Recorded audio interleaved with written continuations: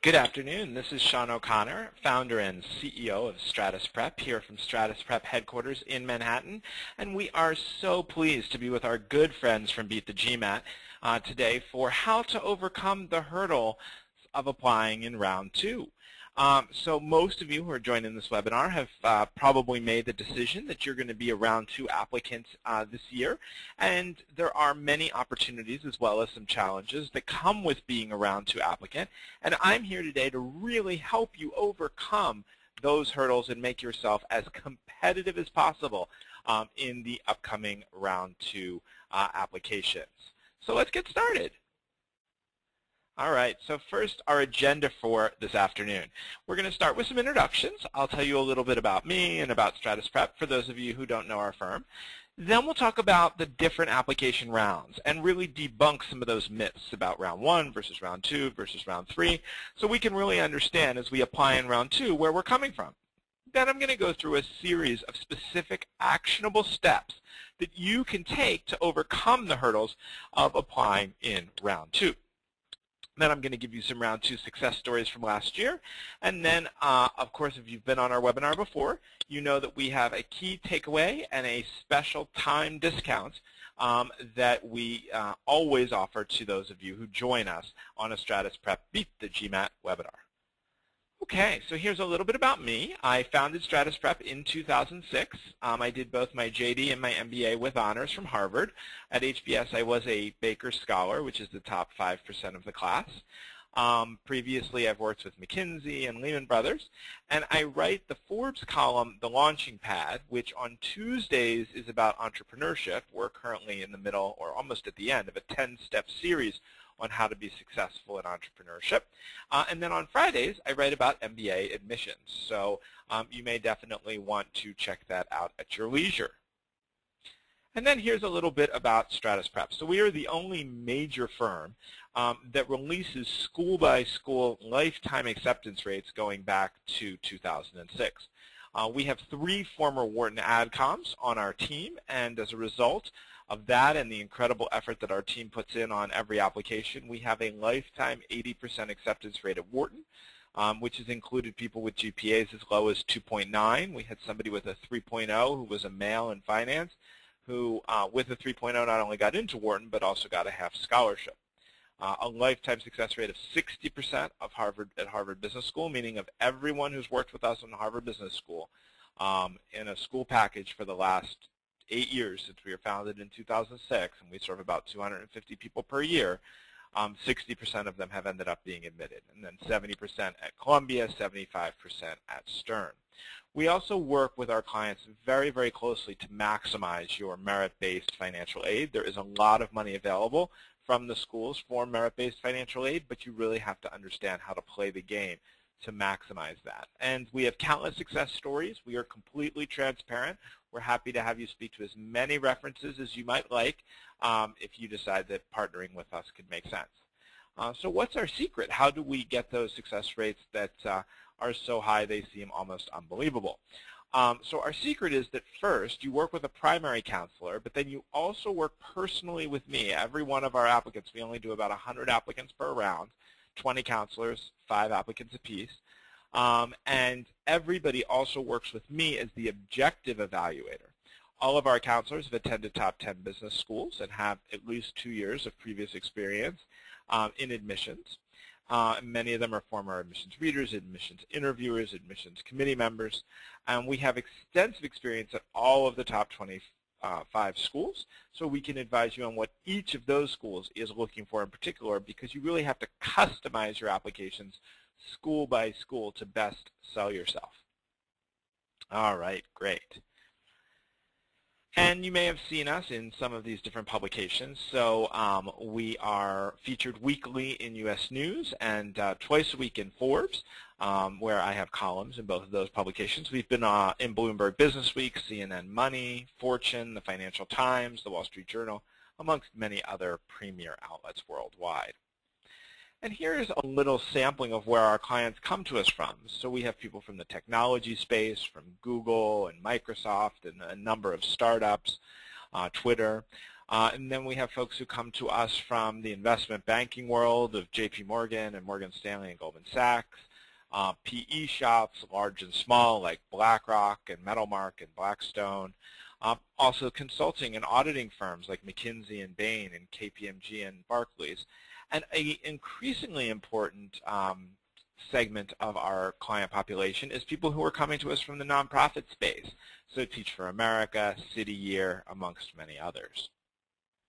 All right, and these are the schools to which our applicants are regularly admitted each year, so obviously Harvard, Stanford, Wharton, Chicago, MIT, Kellogg, Columbia, so the M7 as they call them, Stern, amongst many other schools.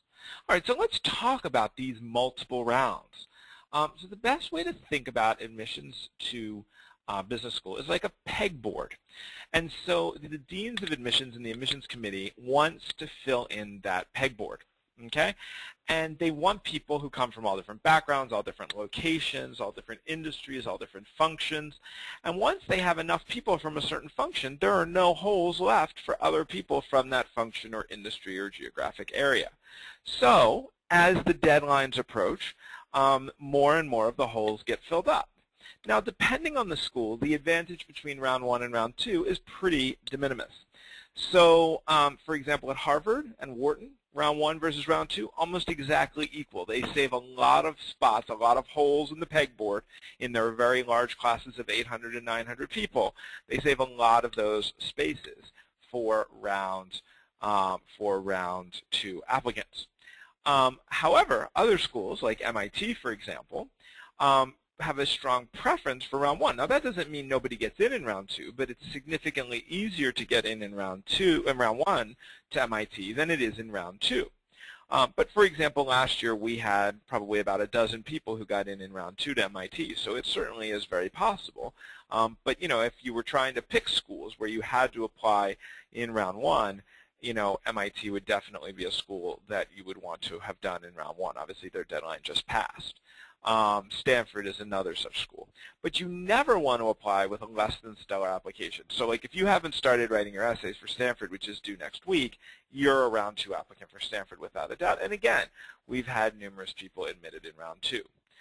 So in general, it's best to apply as early as possible.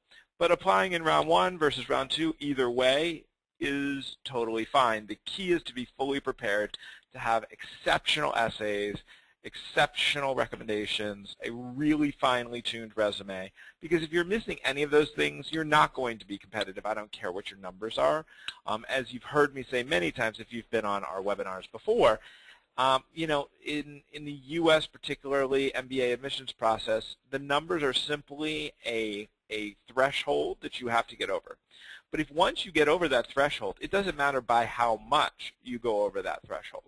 And so basically, you know, if you're over that threshold, it's all going to come down to the qualitative factors. The essay is number 1, the recommendations number 2, the resume and work experience number 3. And so if those are not absolutely stellar, you want to be a round 2 applicant. What you don't want to be under any circumstances is a round 3 applicant. We really strongly discourage applicants from applying in round 3. Okay? All right. So here's your timeline for round 2. If you are planning on applying in round 2, now is the time to get started. If you still have GMAT prep left to do, we need to get on that immediately, and we would be more than happy to assist you with that. We believe that GMAT tutoring is the only way to go. GMAT classes, in our opinion, are not worth the time and money. Then you've got to get going on your brainstorming. Okay, that's really, really critical. We call that introspection and developing your story and your narrative. We've got to get on those right away. And then we have to do essay prep. Okay, so outlining and preparing the recommenders, and then writing, you know, you have to write the essays, and then we want to go through many rounds of edits. Here at Stratus Prep, your counselor reads your essay many times. Then we have a school-specific expert who reads your essays. And then a professional proofreader who has a master's or PhD reads your essays. I'm intimately involved in developing your strategy, your story, your narrative, your outlines. I also do a mock interview with you. So with our team-based approach, we need just a little more time, but it's well worth taking that extra time because the results will be truly unparalleled. So try to give yourself. Welcome to GoToWebinar, Web Events Made Easy. Now. So we strongly recommend that whether you're working with us or going about it alone, that you start your brainstorming, your outlining, and your admissions work now, even if you have some GMAT work left to do, because it's a huge mistake to think that you can, do the GMAT in November and then start your applications then. They will not be top-notch. You will not have gotten sufficient feedback. All right. So the first question is, if you haven't taken the GMAT yet, are you going to take the GMAT or the GRE?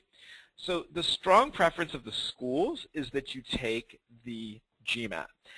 Schools accept the GRE because there's a competition between the makers of the two tests, and so the GRE has lobbied very heavily for people to be allowed to take the GRE. But the schools clearly prefer the GMAT. It is the test that was designed for business school and which they believe best measures your potential for business school. Okay? Now, if you're applying to other graduate schools that require the GRE, then it's fine to just take the GRE. But if you have a choice between the two tests, it's much better to take the GMAT. Because, for example, on the GMAT, the schools are looking for a quantitative score of 80th percentile or better. Some schools 70th percentile or better. On the GRE, almost uniformly, they're looking for the 99th percentile. Okay? Because the GRE math is much easier, it's much easier to get in the 99th percentile, and so that's what they're looking for. Also, okay, before you get started with your GMAT or GRE prep, you really need to do a diagnostic, figure out what your target score is, both based on how well you tend to do on standardized tests, but more importantly, what score you're going to need to cross that threshold and be considered, be competitive at the schools of your choice. Now, that number may not be quite as high as you think it is, but it is important to establish that number early on. And then you have to decide, am I going to self-study? Am I going to do a class? Am I going to tutor? And we recommend a mixture of self-study and tutoring. Tutoring is really critical. We tutor folks all across the world using our virtual tutoring platform. But self-study and tutoring, and there's a lot of good resources here on Beat the GMAT to help you, that combination is probably what's going to be best for you, because tutoring can really give you very quickly important insights that will help to distinguish you from other applicants. All right. Next, we've got to talk about school selection. So once we've, prepared for and hopefully taken the GMAT or maybe the GRE, we then have to decide where we're going to apply in round two. And we want to make this decision sooner rather than later so that we have more time to really noodle on the specific essay questions and to leverage the research that my team and I will bring to bear for you around what are the unique cultural characteristics and values of each school that need to very subtly emerge in your essays. So first you want to look at brand name and ranking. So clearly brand name and an elite school is something that's important to all of us. We wouldn't be going down this road, we wouldn't be in this process if brand name wasn't important. But you have to decide how important is overall brand ranking to you and how important is brand ranking in your particular area of interest. Because if you really want to do marketing, okay, then Wharton and Kellogg are probably the two best schools for you. Okay. Now, I loved HBS. It was, a transformative experience in my life, but that is something that is really, really important. Next, specialization. What field do you want to go into? So knowing about finance versus marketing, that will help you to hone in on schools that are particularly strong, both in terms of teaching you these subject matters, teaching you these disciplines, but also in terms of recruiting, right? Because if you want to do, for example, consumer packaged goods, Michigan, Northwestern are very, very strong in that because a lot of the consumer packaged good companies are in the Midwest, okay? Location, do you prefer a certain part of the country? Do you prefer an urban campus? Do you prefer a suburban campus? Do you prefer a rural campus like Tuck or UVA? What about having, a large dedicated traditional college campus versus something that is built within a city? How big of a class do you want? Okay, those are all really important. And then in terms of cost, how much do you have in savings and how much will you be able to invest and how will you be able to fund that? And, are you comfortable taking out the debt load that you'll need to take out in order to be successful? So those are sort of the factors that should go into school selection for round 2 as we try to assess, what are the really best schools for you in your unique situation, given your unique interests and your unique goals. We'd all love to go to Harvard and Stanford, and I certainly commend Harvard to everyone. But we also need to be cognizant of, when we come up with the 4 to 6 schools we're going to apply to, and that is normally a good range, you want to make sure that you pick schools that are going to fulfill what you're hoping to get out of an MBA. So a couple of questions came in here, and so I wanted to go ahead and address those. And as you have questions, go ahead and type them into the questions box, and then my team will feed them to me, and I will address as many of them as I can during our presentation. So one question was, how important is that 80th percentile on the GMAT math? I've heard that that rumor has been debunked. Well, it depends on the school. At some schools, okay, like Wharton, I can tell you that is no myth. It is very much alive. Okay, there are people with 4.0s who have both an undergrad and a master's in accounting who've worked in finance for the last 4 years who are asked to retake the GMAT to get 80th percentile on the quant at Wharton. It happens every year. At other schools like Harvard or Kellogg, it's not nearly as important. And then there are some schools who, they're looking at the 70th percentile instead of the 80th percentile. So, MIT ideally would like to see the 80th percentile, but they'll consider anybody down to the 70th percentile. Same thing with Columbia. So it depends on a school-by-school basis. But what we do is we really encourage our clients to just try to hit that 80 number. It shouldn't be that hard, especially if you have tutoring from the right person. I mean, I can't, remember the last time we had somebody who didn't hit the 80th percentile who tutored math with us. So, it's always, you're safe at the 80th percentile. Certainly there are schools you can very successfully apply to. I mean, we had a woman with a 590 last year get into HBS who worked with us on admissions but not GMAT. She just didn't want to do any more GMAT prep. She was done, and she thought she was competitive, and it turns out she was. And so, that is something that, you can decide. But if you're still preparing for the GMAT and you're looking into tutoring and you're trying to figure that out, your goal should definitely be to get over 700 and over 80th on the quant. Because if you do those two things, you will be, you will have crossed the hurdle, the threshold, at every single school in this country. And then you can be judged on the merits of your written application. Okay, and then there was a question about an international student who is here on an H-4 visa and wants to apply in round 2 to my top schools and wants to know, how he would make that application strong. Well, I don't know that the visa that you're on really has to do with making your application strong. I think for international students, the key to having a strong application is the same as for domestic students. I mean, you want to really, really, really, emphasize the core values of the school, and those are going to differ. At some schools it's going to be leadership. At some schools it's going to be collaboration. At other schools it's going to be innovation. At other schools it's going to be community. So, illustrating how in your past you have lived true to the values of that school are what's really important. And then the last question I'll take for now is, what is a decent verbal score? So anything in the 70th percentile or above, and if you're international, you can be below that, is considered fine. The schools are not as concerned with the verbal score. They have another measure. If they're worried about your English proficiency, because you did not do college in English, then you'll take the TOEFL and they'll use that, and you want to get sort of 110 or better ideally on the TOEFL. But, in terms of a verbal score, anything above the 70th percentile is going to be totally fine. All right, so let's return to the presentation. So we've looked at, we've got to plan our timeline. We've got to either take the GMAT or GRE and prep for that if we haven't already. And then we have to do our school selection, because that's important to then be able to start preparing outlines for specific questions for specific schools. Now, it's critically important that you build what I call the MBA bridge. Okay, and this is something that many applicants who apply on their own fail to do. and they don't connect their past to their future. They just talk about their future plans, or they just talk exclusively about their past experiences. Neither of those strategies is going to be successful. What you need to do is you need to show what skill sets you have developed in your past that you will then carry forward to your future. Okay?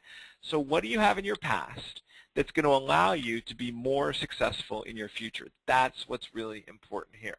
So it should be that even if you really dislike your current job, and that's why you're getting out of consulting or investment banking or nonprofit work, even if you're really fed up, what you want to do is you want to still find skill sets that are valuable from your previous work, that when combined with what you will learn at the top-tier MBA that you'll be attending will make you very competitive for your short-term goals and your future goals in terms of where you're trying to go next. Okay? So basically that is the MBA bridge. And anyone who fails to construct that MBA bridge effectively, who fails to connect skills from their past to what they're going to learn in the MBA to their short and long-term goals, is going to be significantly less successful, particularly in round 2, where they really expect you to sort of have your act together and a really clear plan forward. All right, so that's absolutely essential. Next, what about when you sit down and you've picked your schools, and now you're ready to start working on your applications? How do you actually deal with these daunting essays, right? Everything from the open-ended Harvard essay of what else do you want us to know, to the really specific essays of Columbia, tell us your short and long-term goals and how Columbia is going to support them, and what would your cluster be pleasantly surprised about, and why do you want to come to school in New York City? So what you need to do for each school is you need to brainstorm and then strategize. So brainstorm, come up with and really be open to including personal examples. The best MBA applications I read every year, and the most successful MBA applications I read every year, are those that are really creative and include personal examples. So brainstorm from your personal, your academic, and your professional life, and then strategize, okay? And if you work with us, we actually have exercises to help you brainstorm, and then we have PowerPoint slides that help you strategize and organize all that information. And then from there, you want to outline showing how your past experiences and your future goals align specifically with the cultural values of the school to which you're applying. And only after you've done that and you've done a really robust job outlining and organizing your content do you actually sit down and write, okay? Because sitting down to write should really be about, laying out that creative story. You've already, crafted the story, so now let's make sure we lay it out effectively, okay? All right.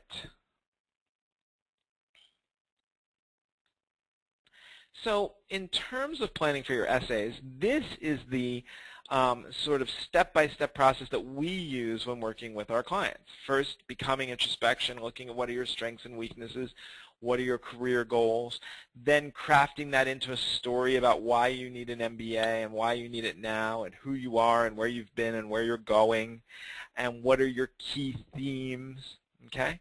And then outlining the essays, okay, school by school, question by question, customizing for each school and really leveraging, concrete examples. And then prepping your recommenders. I always say you have to own your recommenders. You have to give them the context. You have to give them suggested content. You really need to own those recommenders. And then finally, sitting down to write and making sure that your authentic voice shines through. Okay, something that we're very careful about when we're editing here at Stratus Prep is we always want to be sure that we are not in any way taking away from your authentic inner voice. We want to enhance your voice. We want to make the essays the very best essays that you personally, individually could write by taking what you have and making it, really exceptional. Okay. Next, You've got to choose unique topics. This is my Tina Fey picture from the movie Admission. You've got to pick really unique topics that admissions committee members do not read every day, okay? They're so bored about reading about study abroad. They're so bored about reading about your latest consulting project. They want to hear something new, something fresh, something different, something interesting that will really give them insights into who you are as a person, into who you are as a professional. Now you're like, well, how do I know if what I'm writing is really unique? And that is a legitimate question, because it's really hard to know if what you're writing is really unique unless you're working with folks who have read thousands of these applications. In my life, I've read over 4,000 MBA applications. You know, you have to work with people who've read thousands and thousands of applications who can truly tell you if what you are writing about is distinct and unique. Because that's absolutely essential for success in the MBA process. All right. Now, what about reaching out to recommenders? So I have 3 tips for reaching out to recommenders. Okay. So, sooner is better, okay? So you should first develop a list of potential recommenders. And when you do that, you should look at, you know, who are these recommenders? How long have you known them? How long did they hopefully supervise you? And then you want to spend time before you ask them for the recommendation reestablishing and rebuilding that relationship and rapport, okay? Because you don't want to like come out of the woodwork after not talking to them for 2 years and straight away ask for a recommendation. You have to sort of, you know, repair that relationship first. And then you want to choose wisely. You want to choose recommenders who are really invested in you, who understand your biggest accomplishments and your greatest strengths. You want to take into account the personality of the recommender, okay, because recommenders have very different personalities, and you want someone who is really going to take the time to do a really, really good job for you. Also think about their writing style. How strong of a writer are they, et cetera, et cetera. And then you should have backups. You should have 1 or 2 backup recommenders just in case one of your first choice recommenders is unable to complete the recommendation. They have some family emergency come up or something like that. And you want to have a great rapport with these backups. You don't tell them that they're the backups, but you know, we had this happen to a student last year. He had a recommender who had sworn up and down, left and right that she was going to do it. And then she had a family situation come up 2 weeks before the deadline and called them and said, I'm really, really sorry, but I'm not going to be able to do this. Fortunately, we had 2 backups already, you know, developed, and we quickly got them the materials that they needed, and they performed, you know, very well from all signs, and the student was admitted to one of the top 2 schools in the country. So you have to have these backups. All right, so a couple of other questions came in, so let's talk a little bit about those. So how can we get to know about the value one school is looking for? That is tough, and it takes years and years of sort of associating with the school, and I'm very fortunate that I'm fully accredited by AGAC, the Association of International Graduate Admissions Counselors. So, you know, I go to a conference every summer where for 3 days we're with the deans from the top schools, and that really gives us insight into the values of the schools. Sometimes you can discern it from the website, sometimes you can't. You know, some schools like Haas, they put it right out there. They say, these are our 4 guiding principles. Well, those are their values. That's their culture.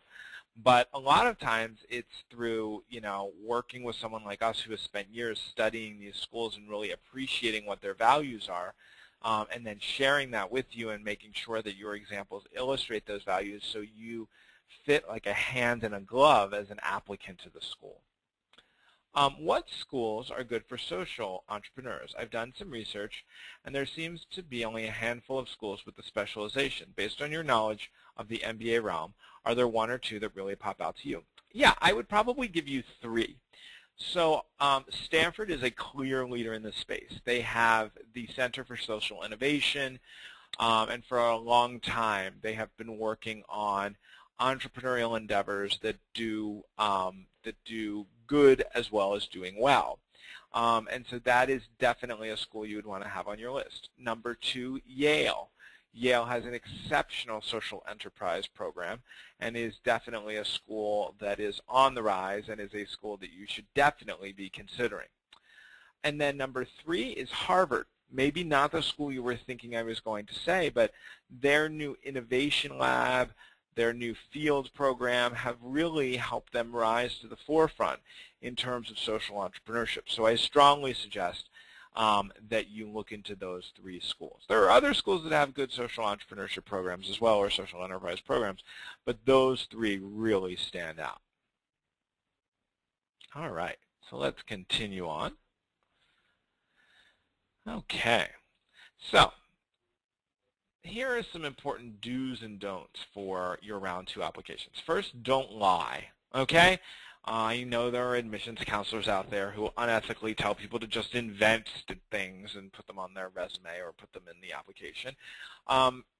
If you do that, the schools are on to it. I can tell you from this year's conference, the schools know that people make up extracurricular activities. And so the schools in the verification process are much more likely to verify those extracurricular experiences than they might have been in the past. And so if you're caught lying, if you're caught inventing an extracurricular activity or lying in any part of your application, your reasons for leaving a job, anything like that, your application for admission, if you have already been accepted, will almost certainly be immediately revoked.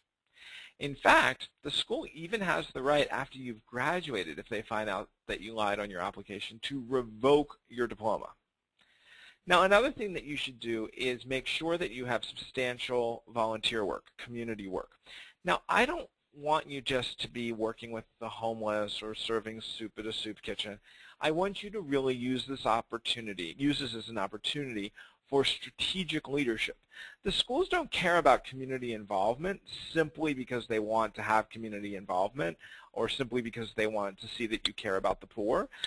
They view this as another opportunity for you to demonstrate leadership potential and strategy in a safe environment. And so they want to see people who build communities. They want to see people who give back. They want to see people who can be strategic leaders in the nonprofit space. You want to, if at all possible, attain a leadership position in one of these groups that you are working with. And so, perhaps joining the associate or junior board would be something that would be great to do. In addition, you may want to take the lead in spearheading a particular initiative that they have. So if there's an initiative that they're going to be starting in the coming months, you may want to take the lead and spearhead that in order to demonstrate your leadership and your strategic skills. All right, so now some success stories. Okay, I just have a couple of slides left, and then I'll be happy to take additional questions. So you can see these were all round 2 applicants from last year. So Rob, a top 25 undergrad, okay, with a 3.7, which is quite strong, but only a 700, but that clears the threshold. 700 clearly clears the threshold, admitted to Stanford. Victor, 3.0 GPA from an Indian university, a top Indian university, a 670, okay, had been a consultant, was currently an entrepreneur, and we worked with him. We played up his experiences, especially his global and entrepreneurial experiences, and he was admitted to HBS. And then you can see Alex, who went to a small liberal arts school, also had a very strong GPA, but a 670 on the GMAT. Okay, 4 years of work experience in finance, admitted to both HBS and Columbia. And then Jennifer with a top 25 MBA, a 2.7 GPA, so very low on the GPA, but a high GMAT score, 720, and so Wharton accepted her. Wharton is known as being a very, very heavy GMAT school. So if you're going to apply to Wharton, it's worth investing a lot of extra time and perhaps resources in GMAT prep, whereas Harvard and Stanford, the fact that they have a lot of people with high GMAT scores is an effect of who they take rather than a cause of who they take. They're looking for people who are going to become future leaders of the world, future CEOs. Now, many of those folks end up having high GMAT scores, but they didn't take them because they had high GMAT scores. They took them and they happened to have high GMAT scores. All right, so this is my last slide, and then we can take some more of your questions. Recognize that it is a little bit more difficult in general to apply in round 2, so be prepared for that. carefully craft an application that stands out and differentiates you from the other people who are similar to you. Those are the people with whom you are directly competing. Submit your application only when you feel that it is your very best work, and be prepared by budgeting enough time, which would be starting now. I should also suggest that I think it is crazy, quite frankly, and certainly maybe I'm biased, but I think it's crazy to spend $400,000, $450,000 in total on an MBA application and not to spend a couple $1,000s to have somebody with 8 or 10 years of experience guide you through that application process and show you all of the tricks to success. You wouldn't buy a house for $450,000 without a real estate broker, I hope, and you shouldn't make this investment without considering getting some professional help. Now you're like, $450,000, is it really that much? Well, the tuition and living expenses is about $200,000. And then think about the opportunity cost. If you didn't go to business school, you would probably work for those 2 years. And all in, especially if you got promoted, which would not be unlikely if you stayed for 2 more years, you'll probably make between $100,000 and $125,000 in each of those 2 years. So that gets us to $400,000 to $450,000 is what that investment is costing you, plus the interest on any student loans you have to take. Okay. Now I'm happy to offer a 15% discount, which is significantly higher than the discounts that we regularly offer through Beat the GMAT, a 15% discount through the end of the month. Now you do need to be paid in full by the end of the month using discount code SP, capital S, capital P, 15.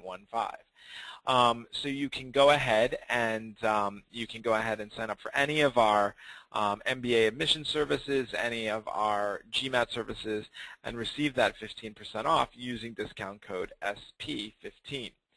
If you have more questions about our services, or if you'd like to talk to me about a specific plan to help you reach your goals in round 2, we do free 30-minute consultations, and I would be thrilled to talk to you about your specific situation and how we might be able to help you achieve success, because we've had many people come to us in very, very difficult circumstances and then go on to great top 10 business schools. So we'd love to speak with you about your situation and how we can help.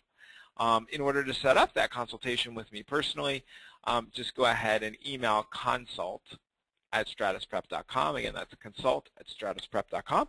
Or to either sign up or set up a consultation, you can give us a call at 212-307-1788. Again, that's 212-307-1788. All right, so we have a few more questions here. So let's see what we have. All right. I have yet to take the GMAT. When is the ideal time to take the GMAT and then work on the application? Well, at this point, unfortunately, you're too late to do them sequentially. You can't wait and do the GMAT. I mean, if you started prepping today, you'd probably be ready in late October, early November, but then you would be super late for your application processes. So what you're going to want to do is you're going to want to study for the GMAT and try to take it at the end of October, but at the same time, begin doing your brainstorming, begin doing your outlining for the specific schools, focusing on developing your strategy, your overall key themes, and then you'll put all of that together in order to get into the school of your choice. But you're going to need to do that simultaneously with the GMAT so that when the GMAT is over, you can focus just on writing the essays, and then on after you write the essays, going through a significant editing process. All right. You have a lot of success. You've had a lot of success working with Indian male applicants, as I've read. That is true. We work with about 100 Indian applicants per year, and every one of them last year was admitted to one of the schools that they chose to apply with us. How do you place non-IIT engineers, not in the IT sector, in terms of success chances at top 15 schools? So we've had numerous Indian male engineers who were not from IITs, the Indian Institutes of Technology, and who were not working in IT, which is actually a good thing. We've had numerous, I can't even count how many, maybe last year 20, that got into top 10 schools. So I think your chances are very, very good. Obviously having an IIT is an advantage, but not if you didn't do well there. So assuming you did well in your other program, you do have a good chance of admission. But it probably makes sense. I mean, the Indian pool is the most competitive pool out there. It's probably the pool where our work makes the biggest difference, that and sort of the male finance demographic are the two areas where, our counseling just makes an enormous difference. It makes a difference for everyone, and it helps everybody bubble to the top. But, if you're a woman working in CPG, born and bred in the U.S., you're probably one of 3 or 4 people competing for that spot. So we'd love to help you become the one who wins out of those 3 or 4. But if you're, an Indian male engineer, you're probably one of 10 to 15 people competing for that slot. So it becomes even that much more competitive. That doesn't mean the numbers get higher. That means the essays have to be better. It means the application needs to be stronger. The recommendations need to be more powerful. And so that's what we work a lot with our applicants on. Okay. But yes, we are very well known for our success with Indian applicants. How can someone in nonprofit get into consulting or finance? What can I put in my essay to make it sound authentic?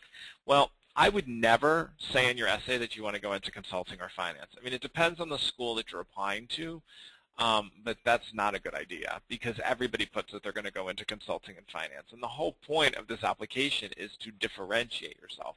So if you want to sound authentic, I would focus a lot more on your nonprofit work and not try to talk about pivoting into consulting and finance. That may be what you ultimately do, maybe, maybe not. But I don't think that sounds like a good strategic plan. We would never allow that. If you were working with us, we would, if you really wanted to do it, but we would tell you how dramatically it drops your chances to say you want to do consulting or finance, and it is huge. It drops your chances by 50 to 80% because so many people say that. So it's a very undifferentiated story, and so, I don't think that's where you want to go. I don't have much volunteer work. Is it wise to start now for round 2?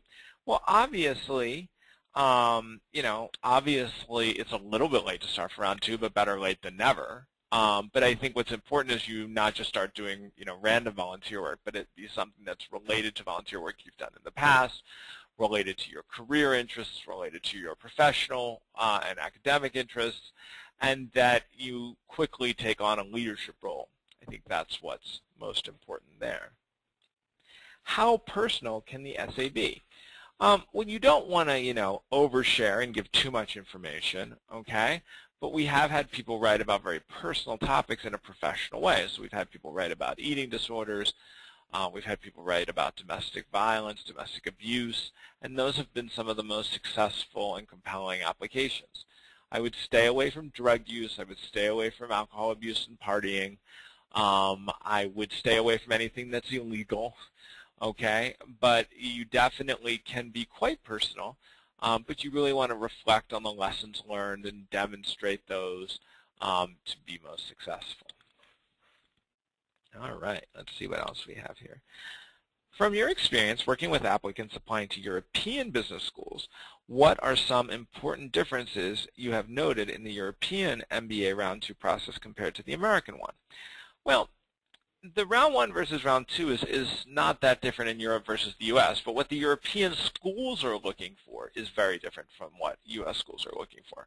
So European schools want more years of experience, okay, versus the American schools, which American schools like nowadays 2 to 4 years of experience, whereas the European schools like 4 to 7 or 8. So that's a big difference. Obviously, the length of the program, many of the European schools are 1 year versus 2, so that makes a huge difference. And then the different foci of the different schools. Just like in the U.S., there are schools that focus on certain things. So like Bocconi in Italy is great for marketing and luxury goods, but I wouldn't go there for finance. Whereas London Business School is great for consulting and investment banking, but not for entrepreneurship. So, there's the same sort of specialization hierarchy within the European schools as there is within the American schools. Does it matter in which attempt the applicant has gotten the desired GMAT score? If someone has gotten a good score in their 4th or 5th attempt, does it have a negative effect on their application? Well, I mean, the best thing you can do is you can have a great score. And if you have a great score and it happens to be on your 4th or 5th try, that's okay. I'd rather it have been on your 2nd or 3rd try, but you still have a great score, and that is going to be advantageous in the process. Okay? But you know, the effort should always be to get that high score on the first couple of times that you take the test. But if it comes on the 4th or 5th school, that does not hurt you significantly. Hello, what advice can you give for older applicants who are going to apply in round 2, people in their early 30s?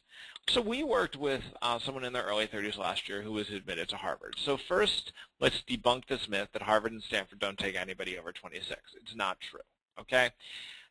Obviously, both of those schools have, in recent years, skewed younger, but that does not mean that nobody gets in who's over 30.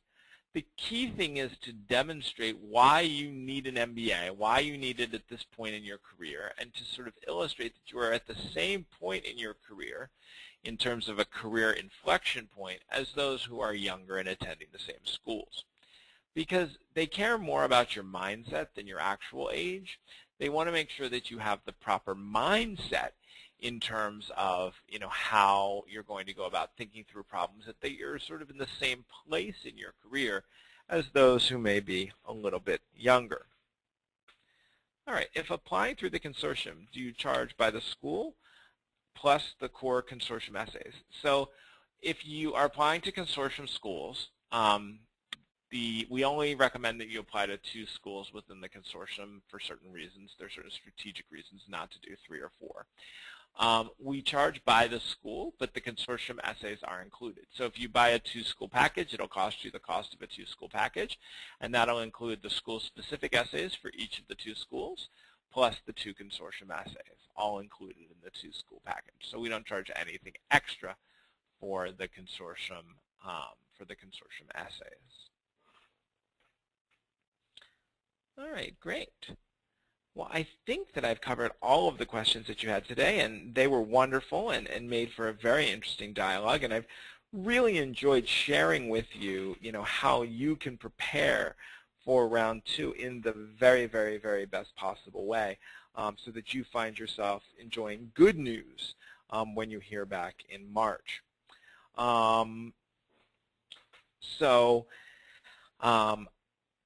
I think that's it. I don't see any other questions coming through. I was just waiting a moment to, see if we had any other questions come through, and we don't. Okay, great. Well, my name is Shawn O'Connor, and I am the founder and CEO of Stratus Prep, here from Stratus Prep headquarters in Manhattan. It's been great to be with all of you, our friends at Beat the GMAT this afternoon.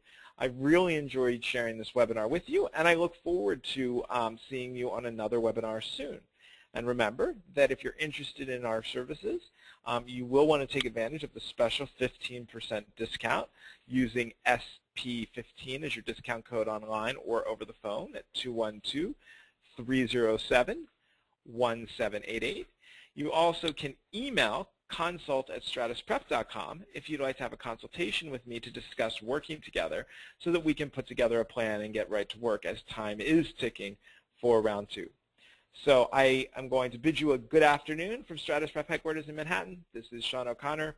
Thank you and have a good afternoon. Bye-bye.